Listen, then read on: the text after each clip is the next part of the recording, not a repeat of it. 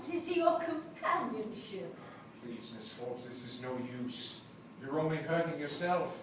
I'm not frightened of being hurt. I learned that from Mr. Norbury, and I know what I want. Well? And if I refuse, what will you do? I shall give that tape recording to the police. They'll want to know why you didn't give it to them before. They'll say that you should have warned Charles. They'll make you an accessory. I shall say that I only played it for the first time last night, that I came down at once to try to stop you, but I was too late. You could still have given it to them last night. I was too shocked, too stunned by what had happened. Besides, I had to speak with Mrs. Norbury first. I couldn't believe that she was involved until I heard it from her own lips. So she'll be involved too. I'm afraid that's inevitable.